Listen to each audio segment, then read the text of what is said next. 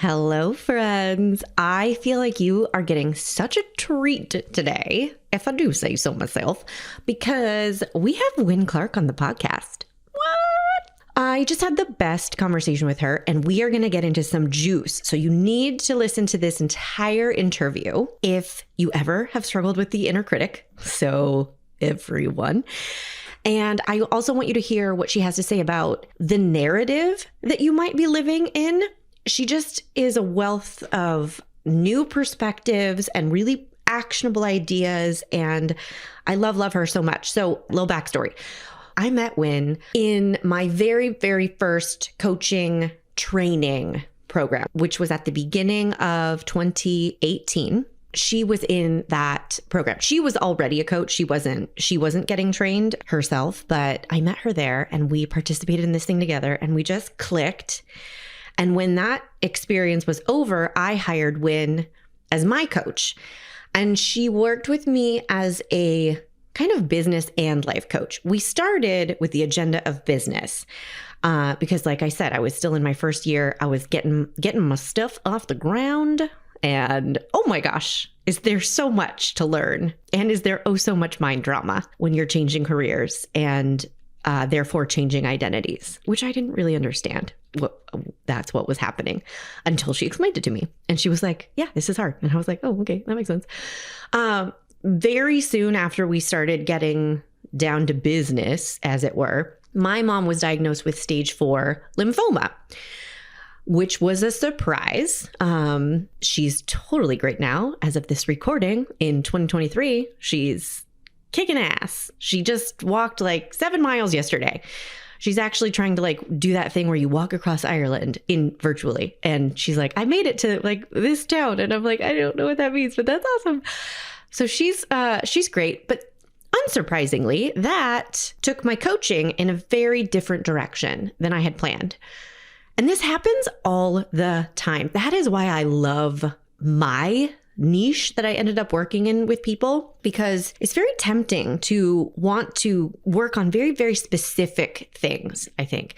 But I like decision making because it just touches all parts of our lives. And at the end of the day, it's extremely hard, I find, to separate your personal stuff from your work stuff. And so this informed a lot of the coaching that Winn and I did together. We would talk about business. You know, I was still trying to build my business through my mom's chemo. It was a wild year. So we would talk about, okay, I have this idea for this workshop. Let's talk about it. Let's talk about my, marketing. She's the one who got me on Instagram.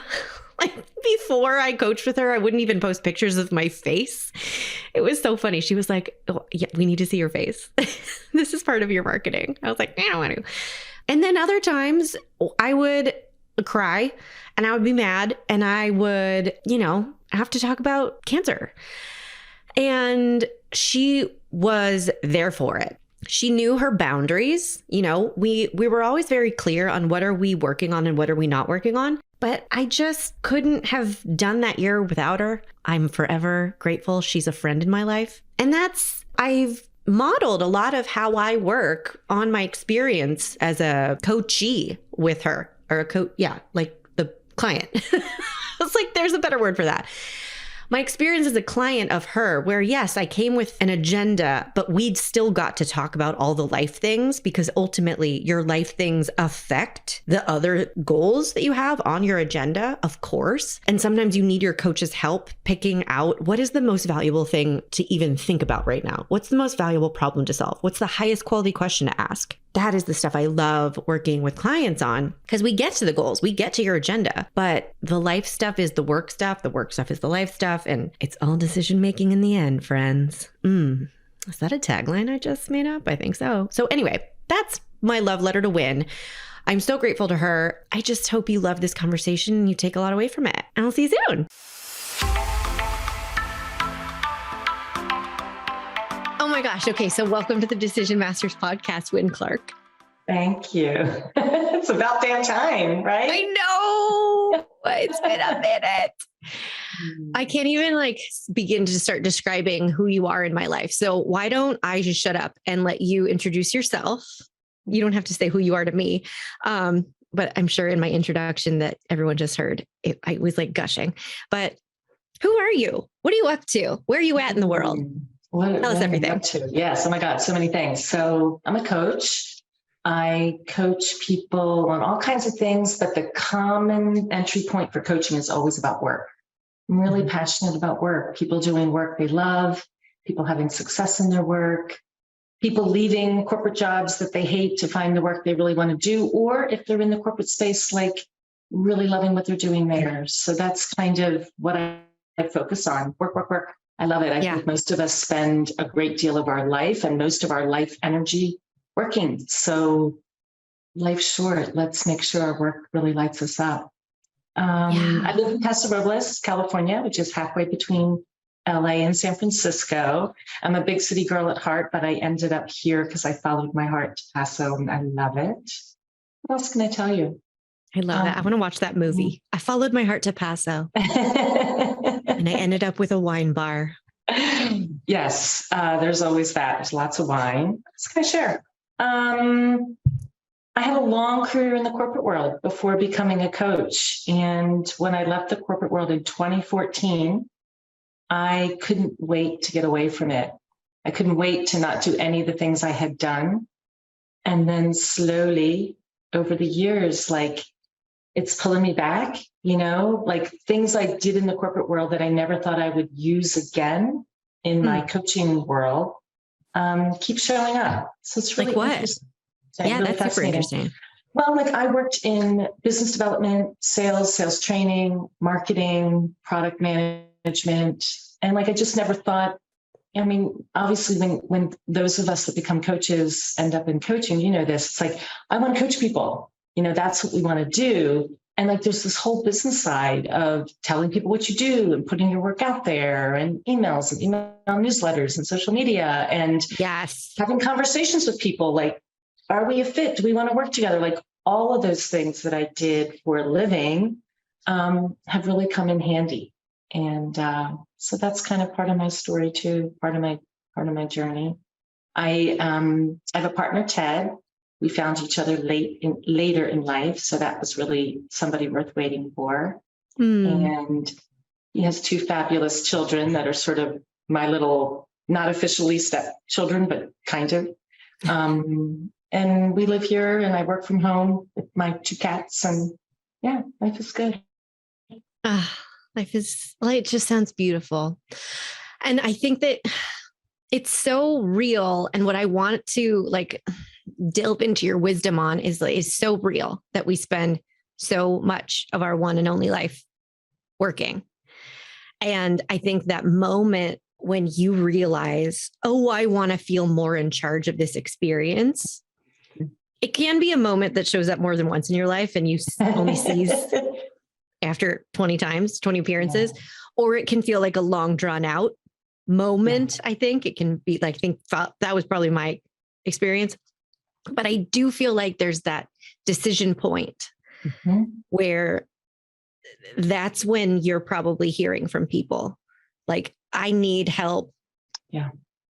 Be feeling more in charge of all this, feeling better in this, feeling like my feet are under the ground, on the ground, under me, on the ground, right? Both, yes. So do you find, do you find that you're talking more, because you and I coached together and we talked about many things. So I'm curious, are you coaching more on in the business? Are you coaching people? Like, do your conversations involve, how are you going to respond to your boss? And what are you going to do on this project? Is it like the in the weeds work? Because you said work, work, work. Or is it more like you as a human navigating this work experience? Like, how do you want, or work career decisions? Does that question make sense? It's a great question. And I still am finding it challenging to really be able to describe what happens in coaching without actually somebody having the experience of it, right? And it's different for each of us. I mean, you're a coach, I'm a coach. Everyone does things a little bit differently.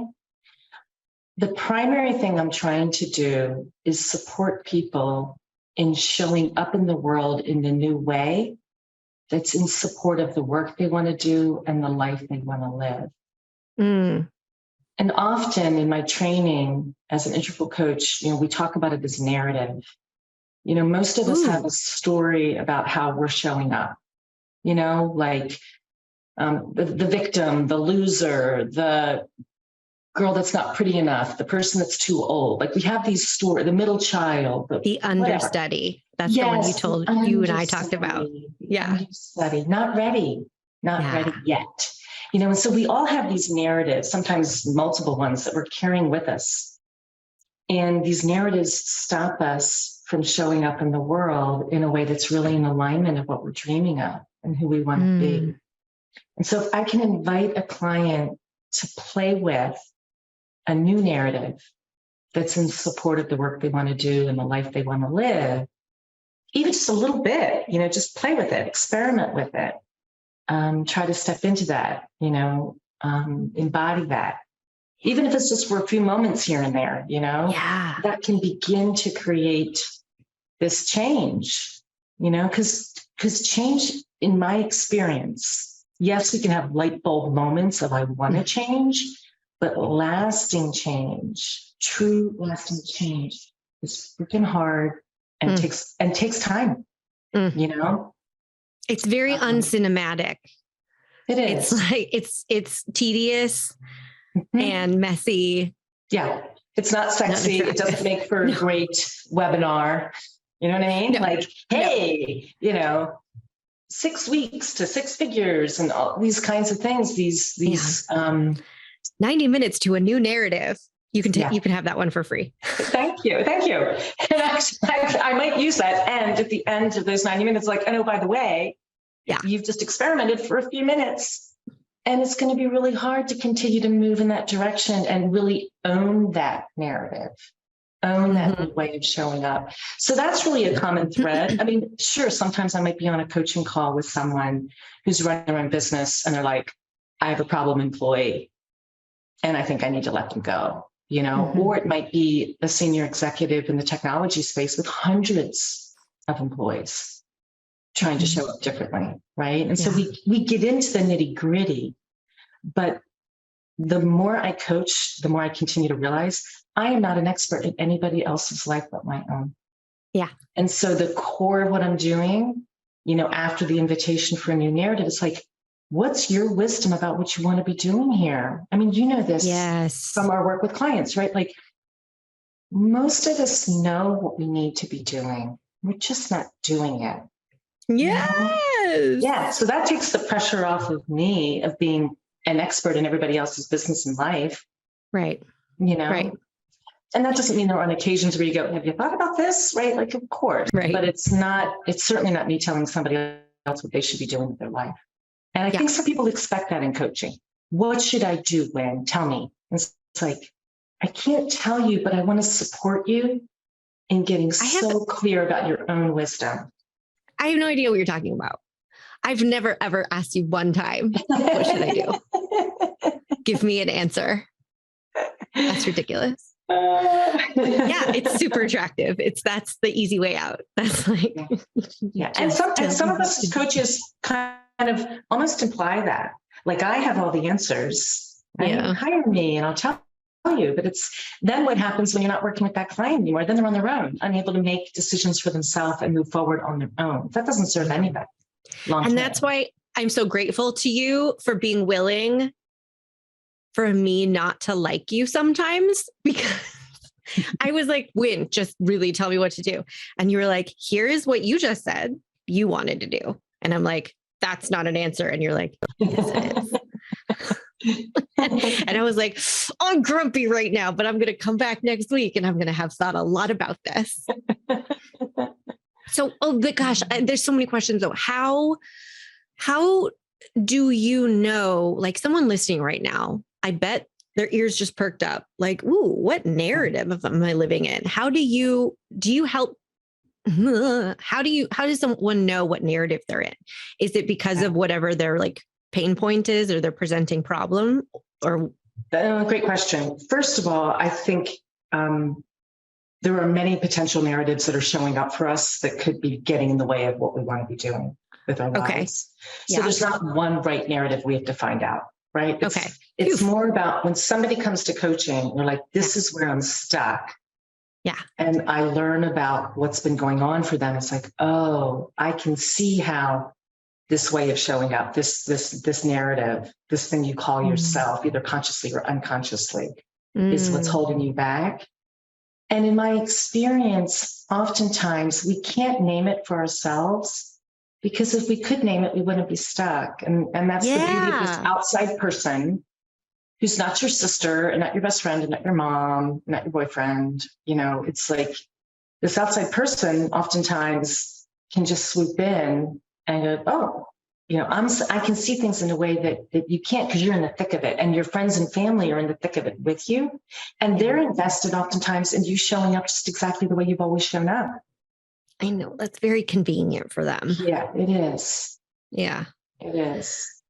So that's really interesting, because you're giving someone not only permission to kind of be honest about what they want, and then look objectively and honestly and compassionately, right, about like, okay, what's happening that's making this harder, or making this take longer, or keeping me away from it.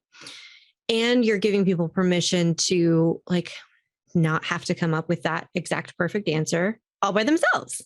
Yeah, exactly. Exactly. It's a process, right? It doesn't necessarily have to take a long time, but it does have to take committed investment to change your narrative that you're living in. Yeah. What would you say? I'm curious if you see like a common thread in what people struggle with in that. Is it like, do you come across people not thinking they like are capable of the new narrative, or are the old habits just so strong and deeply embedded that they like revert back there a lot? Like what challenges do you see? A couple of different things you touched on that I think are important to unpack. One is that the ways we're showing up in the world, for many of us, were developed many, many years ago in support of keeping us safe. Yeah. You know, in our world, keeping it what we believe to be safe. Right. And so they're well-worn ways of showing up. I mean, the muscle memory, right? Like, it's just, this is how I show up, you know? And can you give an example, not to interrupt, but can you give an example of what you mean when you say show up? Like just using any example narrative. Yeah. So let's say a lot of the women that I work with in particular have perfectionist tendencies. Certainly not all of them. But there's a lot of like, it's got to be perfect before I do anything, before I say anything in a meeting, before I put something out on social media, before I create something and put it out in the world, a piece of art, you know, a photograph, a design, a coaching program, before I speak up in a meeting and say, I think that's a really bad idea. And here's what I suggest, whatever it might be. Yeah. Those ways of showing up, for most of us, were formed relatively early on in our lives to keep us feeling safe in our families of origin, in our social circles. You know, we get a lot of conditioning, you know, from religions, from communities, from families. And so we establish these ways of showing up. And and it kind of works for us for a while. Yeah. It really does. It works to get us through the moment. It doesn't work in terms of like, this is what's for our highest good and feels the most whatever, but it works like, because we're alive still. Works. Absolutely. And I mean, in some households, it might have, you know, enabled you to not get hit, right? Or to receive love, you know, or yelled at by your boss or whatever. Exactly. Or to advance in your career. Whatever. It's like, I mean, my first corporate job, we were like little mini men. We were like going to outmen the men. You know what I mean? Like we were dressed like we were from a religious sect that was covering up almost all of our skin, except for, right? I mean, it was just like, we were like little mini men, but that's what we needed to be successful in that corporate environment in a Fortune 500 company in the 90s. It's just the way it was. But that certainly isn't serving me in my work now, you know? And so the phrase is, I'm sure you've heard this, like, what got you here isn't going to help you get there. Ooh, take that in. Yeah. And so we have these ways of what got us here. And I mean, I have clients that want to debate with me, right? It's like, well, I've always done it, blah, blah, blah, blah, blah. It's like, yeah, you've always done it that way. And you're saying it's not working anymore. Yeah. You've just been promoted into a new role, or you're launching a new business, a new career at 35, at 40, at 50, whatever. Yeah. It's like, what got you here and led to your success there is not going to lead to your future success. And I hate that that's true. Yeah. Yeah. And it doesn't matter if you're changing careers completely or if you're just in that moment of your story where you're like, I don't want to have to feel the way that I feel in order to keep going. I don't want to have to burn out or people please 24 hours a day in order to keep going, even if you're not changing careers. Yes. But it's a paradigm shift because it's like, well, that might have been the old narrative. And what do you do when people want to get mad at themselves for that? Not that that's ever happened to me, but like I'm asking for a friend.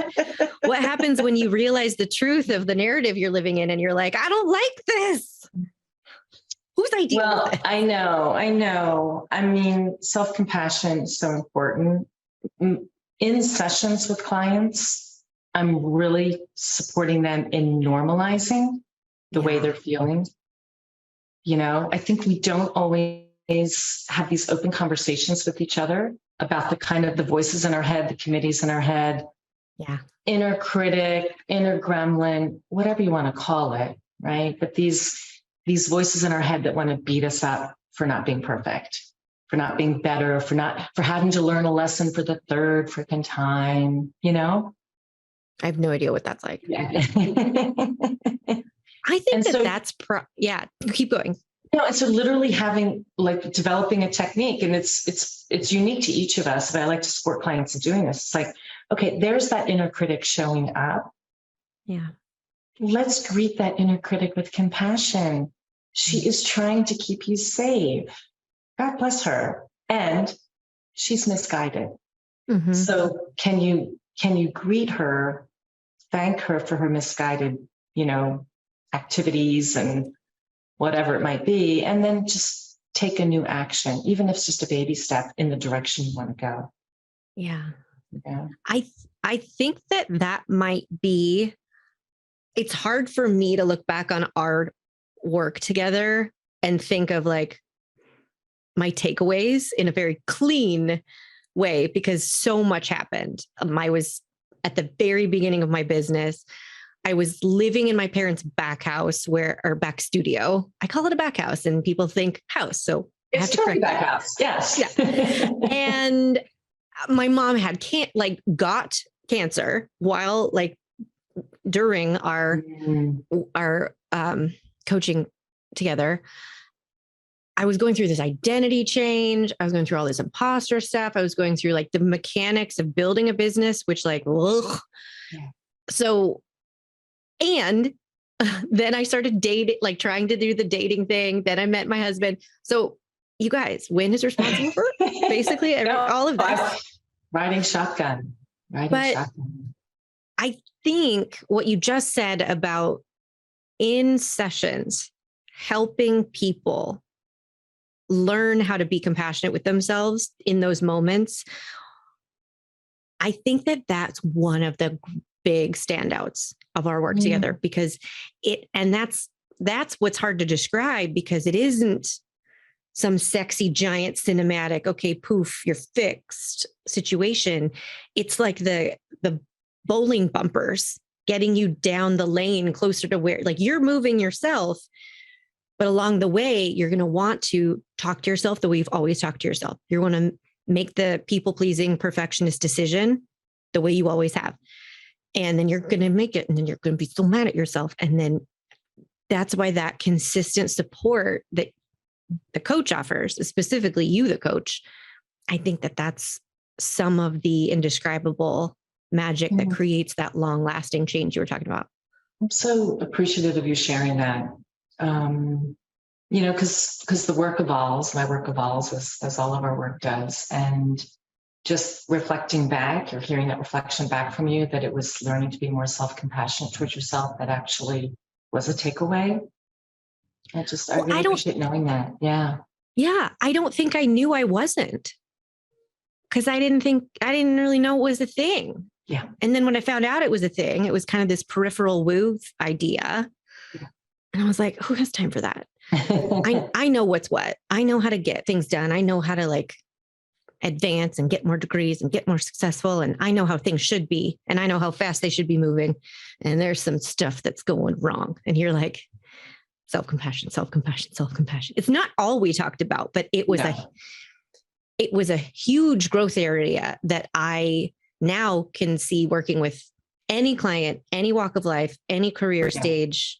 It's non-negotiable that we have to work on that too. Mm-hmm. Absolutely. I mean, it's interesting because I think, there's a lot of language with those that identify as women around how we talk to ourselves, right? There's a lot, in terms of, the inner mean girl, inner critic, there's some talk about that in the personal development space, but it's just as true for the men I work with, young, old, and especially the kinds of people generally who come to coaching, certainly coaching with me. It's like, they're achievers and they want to do better, right? I'm going to hire a coach. I'm going to be even better at the things I'm doing, And so achievers can, in particular, have a very, very well-defined inner critic voice, asking them to do more and do better and do faster.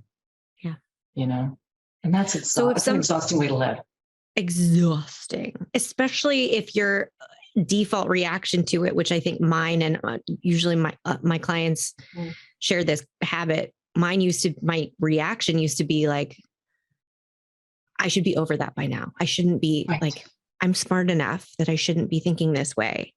Or I thought I solved that. I probably said that to you like every other week for 6 months. Like, I thought we solved this already. Yeah. So if somebody listening right now is also aware of, okay, I have some kind of inner critic yapping away at me with this familiar story. It's one of the many ones that you mentioned. What is one thing that they can do to be more self-compassionate? That's one of those unsexy, ungiant, but actually super effective because you can do it right now, little things. Great question. One is and this doesn't have to be hard, get out a pen and paper. Yep. When you're feeling good, like don't do this, if you're in the fetal position, watching Netflix or something, but great distinction. Exactly. Yes. After a walk or whatever, when you're feeling good, spend some time writing down, what are some of the things that my inner critic says to me? Yeah. Right. Okay. So make a list. What are some things that your inner critic, my inner critic says to me?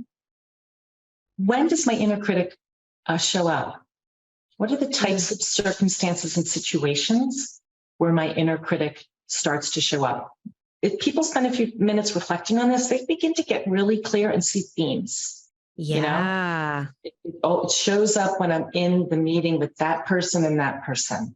With my over here, not a problem. But when I'm in meetings with that person, it shows up. Or it shows up at the family event with that particular family member.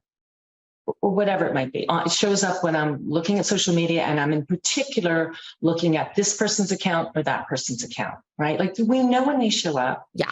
Nodding head vigorously. Yes, exactly. Yes. And what's it saying? And give it a name. Give it a name. You can call it whatever you want. Gina. Hey, Gina's great. Okay.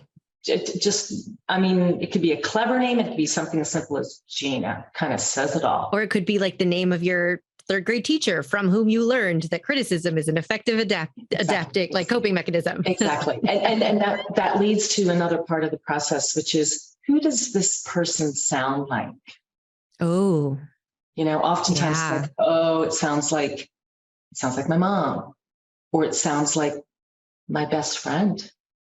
It sounds like my old friend or an old boyfriend, right? Or it's some kind of an amalgam of that person and that person. You put them together. It's the love child. It's like, Yeah. And so just first get really clear about who's this person? When do they show up? What triggers him or her? So that you can be more able next time they show up, which they will, to go, oh, there they are. That's not me. It's not me. It's that other voice that has something to say. And I don't have to heed that voice. I mean, I can tell you, I wanted to be a coach for so many years before going down that path, because those inner critic voices in my head, this amalgam of a few people that I know that I'm not going to talk about publicly on podcast because I don't want out, but this amalgam of a few people, I mean, I could have made it to my deathbed and never moved forward because of that voice holding me back, And I also just want to normalize for people, this is not something that you learn about and deal with and never have it happen again, right? Dang it. Like now when it shows up, I mean, I notice it much more quickly. I can deal with it much more quickly. I can laugh about it, right? And sometimes I can be sad about it, but it's not, it's not in charge of where my life's going anymore. Woof. And that's what you can tell, right? You can tell if you're in the middle of, it's like you're on a ship and you all of a sudden are like, wait, when did I get to this ocean? Which direction are we going? Who's in charge? Yes. That's when you know. Yeah. I mean, and I think, just looking at your trajectory and the choices you made, right? I mean, Ivy League, right? I mean, just following a dream that had been birthed many, many, many, many, many years younger, and still following that same thing. It's like we get on these paths, and honestly, most people stay on that path and don't really explore. Is this how I want my life to move forward? Is this where I want to keep going? Yeah. Yeah. And if it's not, what I eventually found was the problems, the misalignments, the unfulfilling things became clearer and clearer. Yes. But I just stayed there. I stayed focused on like, this is what I don't like. Yeah. And then I didn't really have anywhere to go from there. So I just got mad at myself for my choices. And then I felt like, then I lived in a victim narrative for a while because I was like, well, I don't know what I'm going to do. And that's also very normal, right? Like sometimes we're just going to be, we're going to believe we're victims. And that's what if that's the process? What if the first process is, I don't want what I used to want anymore. And that sucks. And then there's a process of wallowing for a little bit.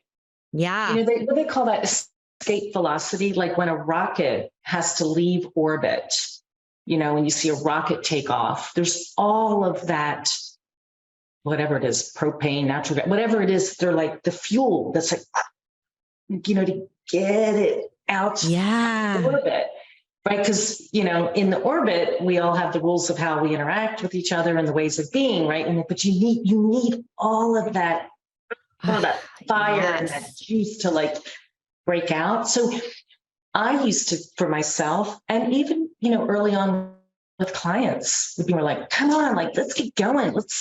And actually I'm learning, certainly for myself, but also with clients, it's like, this is part of the process. It's going to be freaking hard and ugly for a while. That's just what change looks like.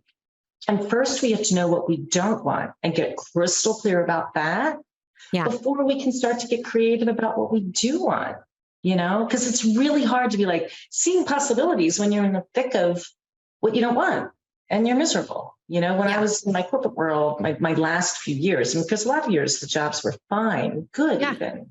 But in those last few years when I knew I didn't want to do it anymore, it was really hard to get creative about how I could chart my way to my new career. Yeah. Because I was, burned out and miserable in that work, Yeah. Yeah. And I think one thing that is coming across really clearly to me that I want to name out loud and slow down for is, well, a couple things.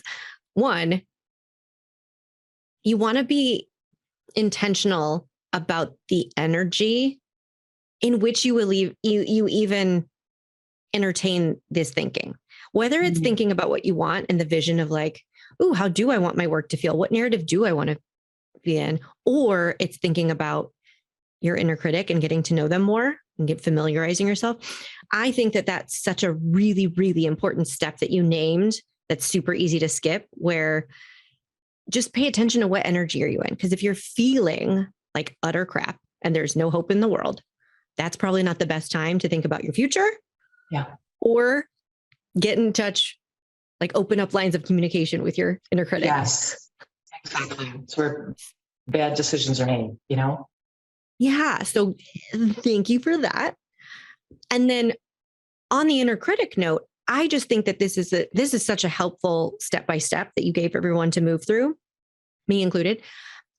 And the reason that I love the detail that you encourage people to just like observe themselves with and like think with compassion about like what's going on is people like me, us, my clients, your clients can be very like action oriented. Like, let's solve the problem. Let's fix the thing. Let's understand the thing. Fine, quickly, but like so that we can fix it.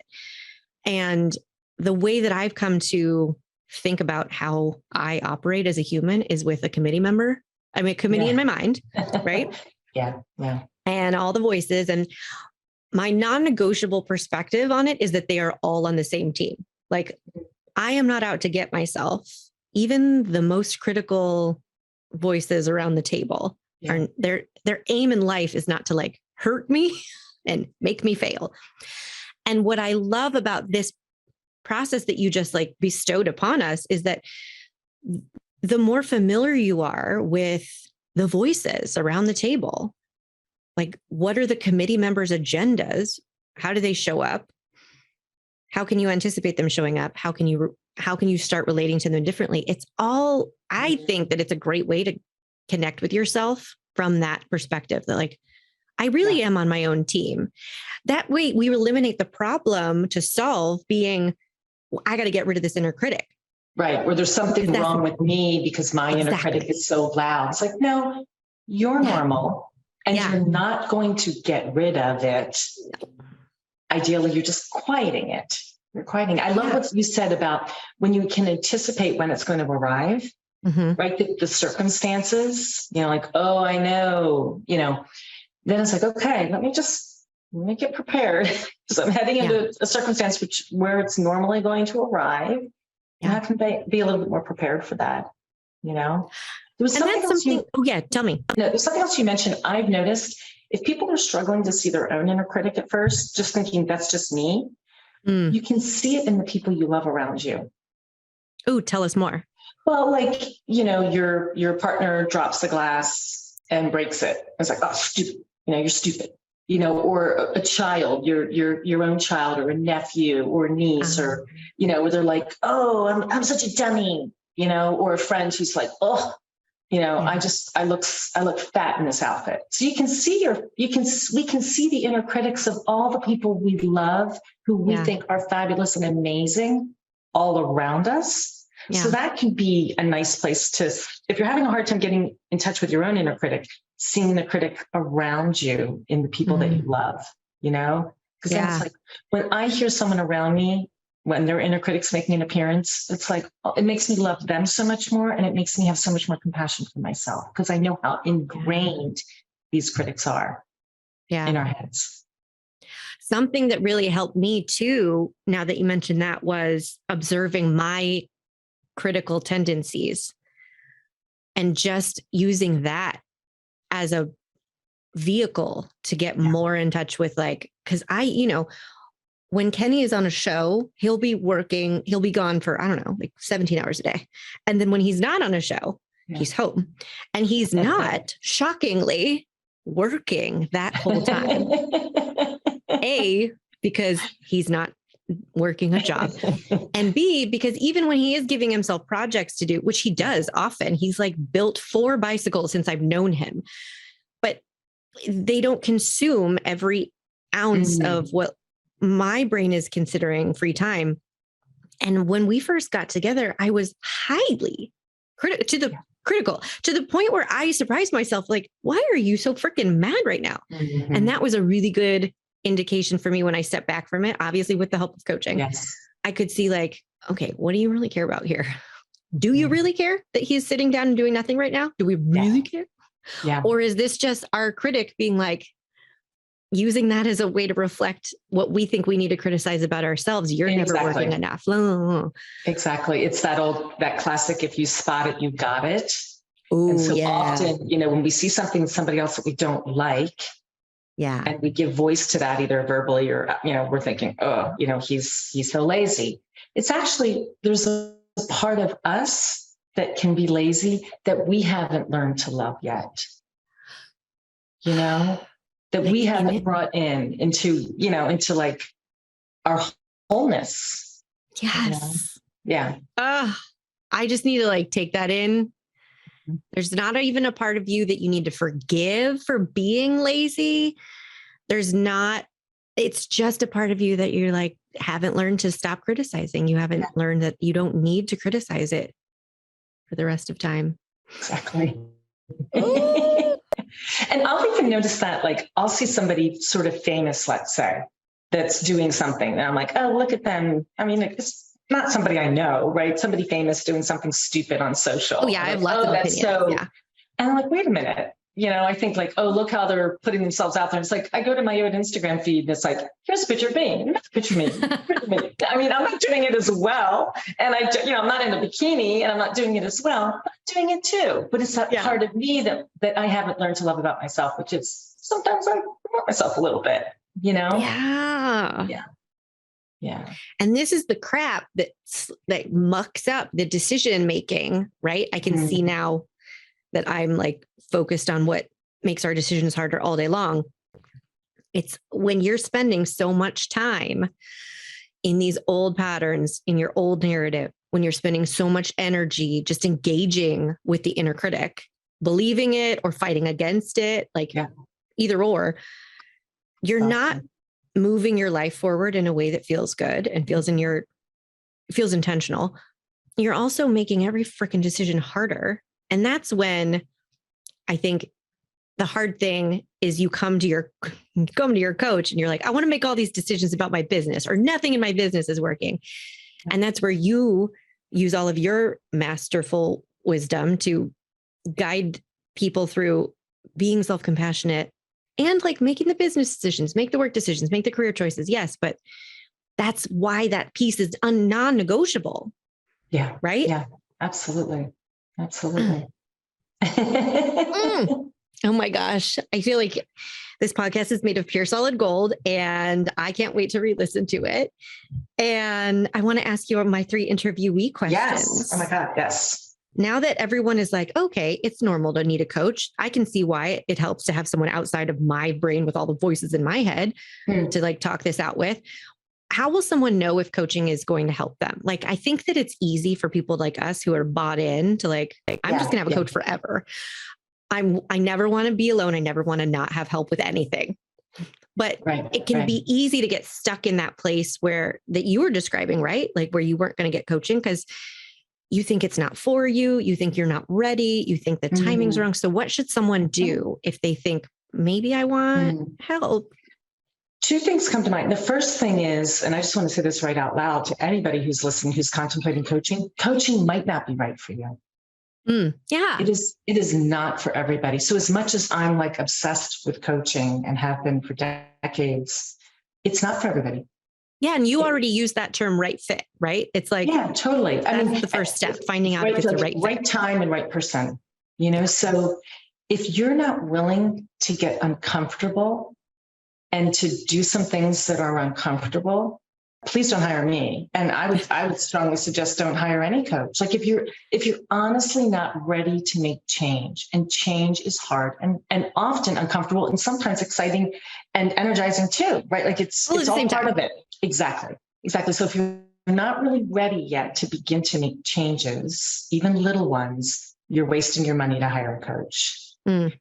And if you're even remotely thinking about hiring a coach and you're just feeling that inner like this sounds kind of interesting to me, I really would strongly suggest people follow their gut and their intuition about that. So it tends to be a decision that people are trying to make from the head up. Ooh, like, yeah. okay, should I, and the pros and cons, and if I spend this much and I might get this, and this is what we're going to solve and all that.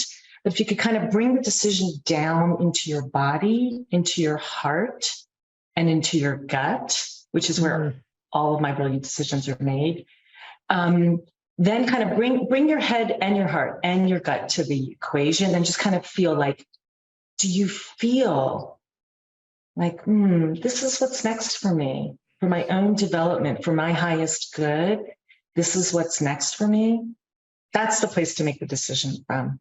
And I can't tell you, I've had so many times where I've talked to them about coaching, they don't hire me, and it's a year later, or it's six months later, or it's 2 years later, and it's like, now I'm ready. It's like, okay, Yeah. Now you're ready. Perfect timing. Yeah. Oh, I love that answer. I love it. Okay, speaking of your gut, what kind of decision maker would you describe yourself to be in this chapter, in this season of your life right now? Yeah, because historically I'm an overthinker. Yeah, I'm wired to be an overthinker. Yeah, and I think I'm always going to overthink. But when I reflect on the good decisions I've made, last week, last month, last year, over the course of my life, every single one of them has been an intuitive hit in my body that says, I want to do that. Or not anymore. I don't want to do that. Like it is a physical body knowing. So my head's up here thinking about it, thinking, and then I just physically know. It's almost like this is the primer, that the overthinking is the primer for then I'll know in my body. And until I know in my body, I don't do anything. So good. This is why I love like getting in touch with how do I operate? When do my best decisions happen? When do I love my choices? Because then you can capitalize on that. Totally. You're like, oh, there she is. My body telling me something again, Yeah. Speaking of last week, is there a self-honoring decision that you've made in the past few days, week, whatever, that you would love to share with us? Self-honoring decision. Well, we were just down for a big wedding weekend in Nashville. Oh, fun. I've never been. Oh, so fun. Oh my gosh. So much fun. And so I was with my partner, Ted, and his daughter joined us, Sydney. And we had so many decisions to make over the course of this trip. So we were trying to decide what we were going to do next. We had just a few hours to play between an early commitment and Sydney having to leave. And we were just kind of contemplating all the different things we could do in the city, of which there are hundreds. And it was just like, this is the thing I most want to do right now. And just saying that out loud, which sounds kind of pathetic. Oh my God. It sounds pathetic, but I was wired and I was raised to default to what does everybody else want to do. And I'm still at my age, still like working on that one. It's like, no, this is what I want to do next. And so off we went. We did a Grand Ole Opry tour at the Ryman Auditorium in downtown Nashville, which is pretty spectacular. Oh, so, yeah. I love it. I love that. And it's not, I know that it's not pathetic. And I know you don't even all the way believe it sounds pathetic, but I get this qualifier every single time I ask this question. I ask somebody, what's the most self-honoring decision you want to share with us for the last week? And everyone is always like, oh, this sounds so stupid, but I pulled over and I got food for myself instead of like making myself wait and suffer. And or I like, it's going to sound so silly, but I said yes to this instead of no. But it's like, that's the juice. It's never pathetic or too small or silly. I love that you were willing to share that with us, because also one of my goals in life is to just help people like more easily spot when are you making self-honoring decisions in your life, and like, can we celebrate them a little more? Can we tune into that? Can you imagine if your life was strung together with all these little moments of self-honoring decisions, like how amazing your life would be, right? I mean, your work is so brilliant and it's such a kind of unique place to be in the coaching space. You have a really unique gift that you're putting out there. It's so beautiful to see. I'm like proud of you and all of you, excited for you. I love what you're up to. It's like I said, nobody else is doing what you're doing out there. Oh, thank you. I received that.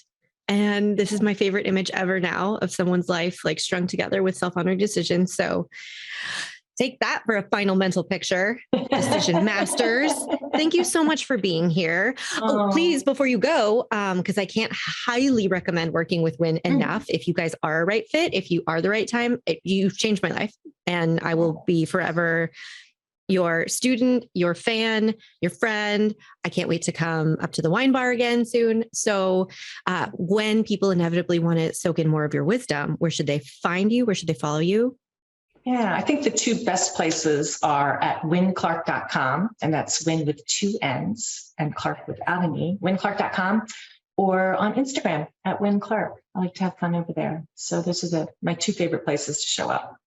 Woo, amazing. And we're going to link all of that in the show notes, and then you can check out whatever is going on at this moment in time for Winn. And I just can't thank you enough for being here. I'm going to digest this conversation for the next 3 weeks straight. So thank you for having me. Once I finish that, I'll have to have you back and get some more wisdom nuggets. Thank you for having me. This has been so much fun, and I look forward to seeing you soon. I hope. I miss you so much, and I'm just so proud of you. So thank you. Yeah. Okay. We'll sign off, and then we'll make a date. Okay. Bye, everybody. Hey, want to find out your decision style? Obviously, go take the decision style quiz. It's in the show notes and at kirstenparker.com/quiz. We all have our style when it comes to making decisions, but do you know how to use your default way of thinking to your advantage? Or do you mainly get stuck in the most annoying parts of overthinking and people pleasing? The decision style quiz has your answers, my friend. Take it right now at kirstenparker.com/quiz.